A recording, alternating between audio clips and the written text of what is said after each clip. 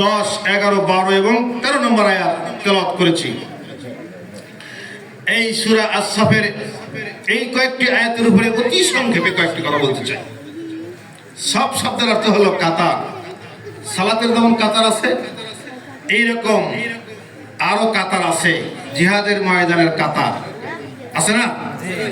ওই কাতারের কথা আল্লাহ সূরার 4 নম্বর আয়াতে বলছেন যে আল্লাহ তাআলা পছন্দ করেন ওই সমস্ত ব্যক্তিদেরকে যারা সীসা ডালা প্রাচীরের মতো কাতারবদ্ধ হয়ে আল্লাহর পথে লড়াই করে, আল্লাহর পথে সংগ্রাম করে, আল্লাহর দ্বীনকে গালিব করার জন্য যুদ্ধ করে। আল্লাহ তাআলা সেই সব ঈমানদারদেরকে মহব্বত করেন, ভালোবাসেন। সেই সব কথাটা সূরার 4th আয়াতে আছে। এ কারণে সূরার নাম সূরা আস-সাফ। সম্মানিত ভাইরা, এই সূরার অনেক বক্তব্য আছে। প্রথমে আছে যে এই আকাশ ও জমিনের সব আল্লাহর তাসবিহ পাঠ করে। এমনকি এই চেয়ার দেখছেন, এই মাটি দেখছেন, এই গাছ দেখছেন, বৃক্ষলতা যা দেখছেন, সাব্বাহা লিল্লাহি মা ফিস সামাওয়াতি ওয়া মা ফিল আরদ, সব কিছু আল্লাহর তাসবিহ পাঠ করছে। সম্মানিত ভাইরা, বিশ্বাস হয়? হয়তো সব এটা আল্লাহর কথা। অবশ্যই আল্লাহর গুণগান করছে। ওহুয়াল আসিজুল হাকিম। এরপর আল্লাহ বলছেন ঈমানদারদের লক্ষ্য করে যে তোমরা এমন কথা কেন বলো যা করো না। এভাবে আরো অনেক কথার পরে যে আয়াতে তেলাওয়াত করেছে, এখানে ঈমানদারদেরকে লক্ষ্য করে আল্লাহ তাআলা একটা বিশেষ মেসেজ, একটা হেদায়েত দিয়েছেন। সেটা কি? আল্লাহ রাব্বুল আলামিন বলেন, ইয়া আইয়ুহাল্লাযীনা আমানু হাল আদুল্লুকুম আলা তিজারাতিন তুনজিকুম মিন আযাবিন আলীম। হে ঈমানদারগণ, আমি কি তোমাদের একটি এমন ব্যবসার কথা বলে দেব না যা তোমাদেরকে কঠিন আযাব থেকে রক্ষা করবে? এরপর আল্লাহ বলে দিচ্ছেন কি সেটা? তুমিনুনা বিল্লাহি ওয়া রাসূলিহি ওয়া তুজাহিদুনা ফি সাবিলিল্লাহি বিআমওয়ালিকুম ওয়া আনফুসিকুম যালিকুম খায়রুল লাকুম ইন কুনতুম তা'লামুন। আল্লাহ রাব্বুল আলামিন বলছেন যে তোমরা আল্লাহ এবং রাসূলের উপর ঈমান আনবে এবং আল্লাহর পথে মাল এবং জান দিয়ে জিহাদ করবে। এটাই তোমাদের জন্য কল্যাণকর যদি তোমরা বুঝতে পারো। আমার প্রশ্ন, সম্মানিত ভাইয়েরা, ঈমানদার বলেই ডাক দিয়েছেন আল্লাহ তাআলা, ইয়া আইয়ুহাল্লাযীনা আমানু, হে ঈমানদারগণ। আল্লাহর উপরে বিশ্বাস না করে, রাসূলের উপর বিশ্বাস না করে কি ঈমানদার হওয়া যায়? যায়? আল্লাহ রাসূলের প্রতি ঈমান আনার কারণে তো আমরা ঈমানদার। সেই ঈমানদারদেরকে লক্ষ্য করে আবার আল্লাহ বলছেন, তুমিনুনা বিল্লাহি ওয়া রাসূলিহি, তোমরা আল্লাহ ও রাসূলের প্রতি ঈমান আনো।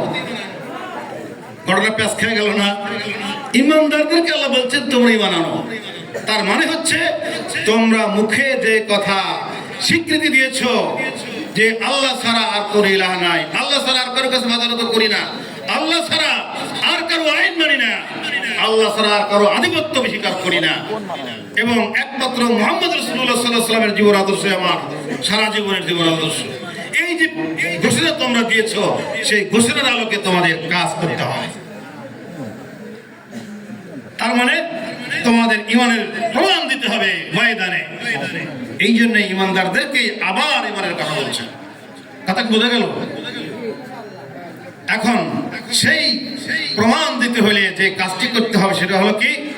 আতুজাহিদুনা ফি সাবিলিল্লাহি বিআমওয়ালিকুম ওয়া আনফুসিকুম যালিকুম খায়রুল লাকুম ইন কুনতুম তা'লামুন।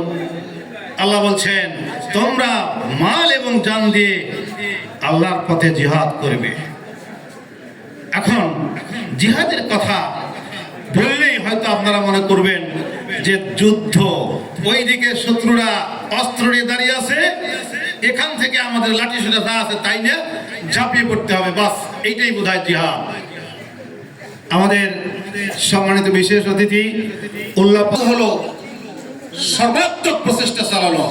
আপনারা আজকে যে এখানে হাজির হয়েছেন, এটাও একটা জিহাদের অংশ। ওলামায়ে কেরাম কোরআনুল কারীম এবং হাদিসের বরাত দিয়ে বিশ্লেষণ করে 5টি কাজকে জিহাদ বলেছেন। 5টি কাজের সমন্বয় হলো জিহাদ ফি সাবিলিল্লাহ।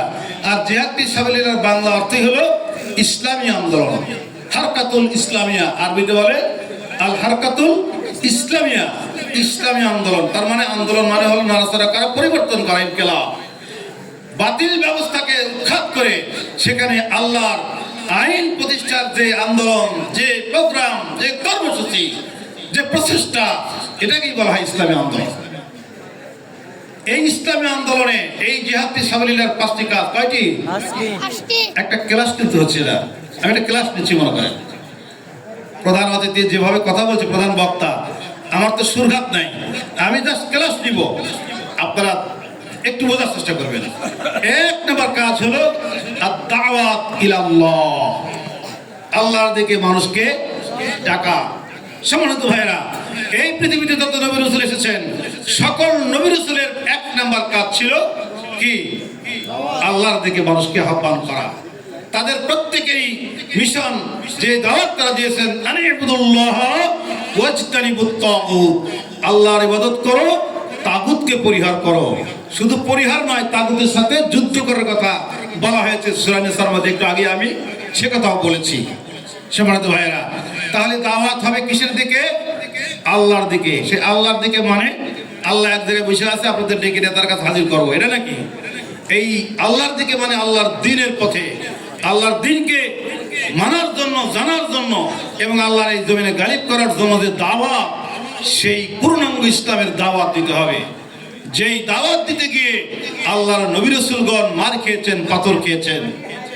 কিন্তু দুঃখজনক হলো সত্য, আজকের এই বাতিল সমাজ ব্যবস্থাপনায় অনেক দল এবং অনেক মিশন দাওয়াতি কাজ করছে, ইসলামের দাওয়াতি দিচ্ছে তারা, কিন্তু তাদের শরীরে কাটার আসর লাগে না, তাদেরকে ভাত রেঁধে রেঁধে খাওয়ায় ভাইয়েরা আমার।